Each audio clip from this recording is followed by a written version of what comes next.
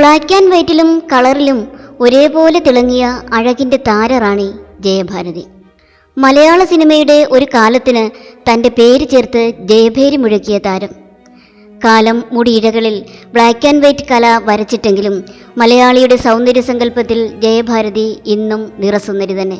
കൊല്ലം Thevally ഓലയിൽ തൂമ്പുവടക്കേൽ PG ശിവശങ്കരപ്പിള്ളയുടെയും ശാരദയുടെയും മകളായി 1954 June 28 ജനിച്ച ജയഭാരതി മാതാപിതാക്കൾ വേർപിരിഞ്ഞതോടെ തമിഴ്നാട്ടിലെത്തി. നൃത്തത്തിൻ്റെ മികവിൽ സിനിമയിലേക്ക്.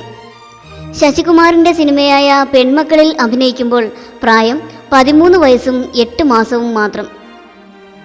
ലക്ഷ്മി ഭാരതി എന്ന പേരിൽ നിന്ന് ജയഭാരതി എന്ന് പേരുമാറ്റം.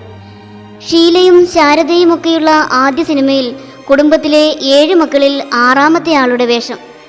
അന്ന് എല്ലാ പല്ലും മുളച്ചിരുന്നില്ല എന്ന് പോലും ഒരു തമാശയുണ്ടായിരുന്നു.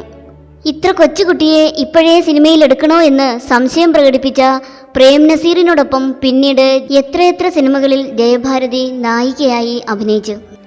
P. ഭാസ്കരൻ്റെ കാട്ടുകുരങ്ങ് ജയഭാരതിയെ താരമാക്കി. ശാരദയും ഷീലയും കയറിയിരുന്ന നായികാ സിംഹാസനത്തിലേക്ക് ഏത് വേഷത്തിനും അനുരൂപയായ നായികയായി ജയഭാരതി കയറിയിരുന്നു. 19ാം വയസ്സിൽ ജയഭാരതി സിനിമയിലെ സെഞ്ചുറി പൂർത്തിയാക്കി. 5 വർഷം കൊണ്ട് 100 സിനിമ. സിനിമയുടെ തിരക്കിൽ പാഞ്ഞുപോയ 15 മുതൽ 25 വരെയുള്ള പ്രായം ചെന്നൈയിലെ വീട്ടിലിരുന്ന് മനസ്സിൽ റീവൈൻഡ് ചെയ്ത് കാണുകയാണിപ്പോൾ ജയഭാരതി. അന്നൊക്കെ നായികമാർ സെറ്റിൽ സ്വന്തം കസേരയുമായാണ് വന്നിരുന്നത്. ജയഭാരതിക്ക് കസേരയില്ലായിരുന്നു. 100ാം സിനിമയുടെ സെറ്റിൽ ഒപ്പം ജോലി ചെയ്തവർ ഒരു കസേര വാങ്ങി നൽകിയാണ് ആഘോഷിച്ചത്. സംവിധായകൻ പത്മരാജന്റെ വാക്കുകളിൽ പറഞ്ഞാൽ ചിരിക്കുമ്പോഴും കരയുമ്പോഴും വായ്പൊത്താത്ത നടിയാണ് ജയഭാരതി. സ്ക്രീനിൽ നിന്നുരുകാനും കത്തിജ്വലിക്കാനും ജയഭാരതിക്ക് വേണ്ടത് ക്ഷണനേരം മാത്രം.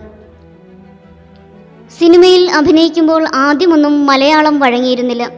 ഭാസ്കരൻ മാഷും സേതുമാധവൻ സാറുമൊക്കെ ക്ഷമയോടെ മലയാളം പഠിപ്പിച്ചു കൊടുത്തു.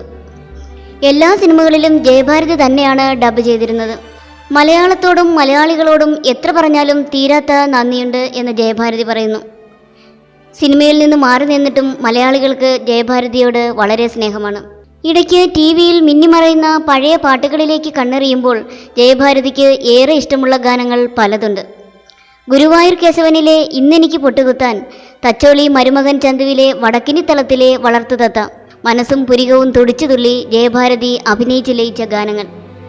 1979 നടൻ സത്താറുമായുള്ള ജയഭാരതിയുടെ വിവാഹം.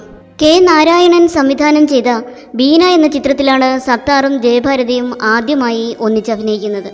സത്താറിൻ്റെ 2ാമത്തെ ചിത്രമായിരുന്നു ബീന, അതും ജയഭാരതിയുടെ നായിക വേഷത്തിൽ. പുതുമുഖമായ സത്താർ പാടി അഭിനയിക്കേണ്ടത് സൂപ്പർ സ്റ്റാർ നായിക ജയഭാരതിക്കൊപ്പം. സ്വാഭാവികമായും സത്താർ ടെൻഷനിലായി. അന്ന് സത്താറിന് ധൈര്യം കൊടുത്ത് കൂടെ നിന്നത് ജയഭാരതിയായിരുന്നു. 1979 അവർ വിവാഹിതരായി. ജയഭാരതി ഏറെ തിളങ്ങി നിൽക്കുന്ന സമയത്തായിരുന്നു സത്താറുമായുള്ള വിവാഹം. താരതമ്യേന പുതുമുഖമായ സത്താർ ജയഭാരതിയെ വിവാഹം ചെയ്തത് പലരെയും അമ്പരപ്പിച്ചു. സത്താറിന് സിനിമയിൽ വേഷങ്ങൾ കുറഞ്ഞു. പല സിനിമകളിൽ നിന്നും സത്താറിനെ ഒഴിവാക്കി. എന്നാൽ അതൊന്നും സത്താറിനെ ബാധിച്ചില്ല. തമിഴ് സിനിമാ ലോകത്തേക്ക് സത്താർ കടന്നു.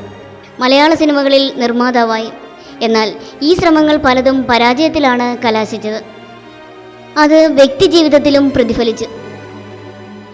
ജീവിതത്തിൽ കഷ്ടപ്പാട് അറിയാതെ വളർന്നു വന്ന സത്താർ വിവാഹത്തിന് ശേഷം വന്ന പ്രതികൂല സാഹചര്യങ്ങളിൽ പതറിപ്പോയി. ജയഭാരതിയുമായുള്ള വേർപിരിയലിലാണ് അത് അവസാനിച്ചത്. സത്താറിൻ്റെയും ജയഭാരതിയുടെയും മകനാണ് ക്രിഷ് സത്താർ. ചെറുപ്പത്തിൽ മകൻ സ്കൂൾ വിട്ടു വരുമ്പോൾ വീട്ടിലുണ്ടാകണം എന്നായിരുന്നു ജയഭാരതി എന്ന അമ്മയുടെ ആഗ്രഹം. ജയഭാരതിയുടെ ഏറ്റവും തിരക്കുള്ള സമയമായിരുന്നു അത്. എന്നിട്ടും മകൻ സ്കൂളിൽ പോയി തുടങ്ങിയപ്പോൾ ജയഭാരതി സ്വയം സിനിമ കുറച്ചു.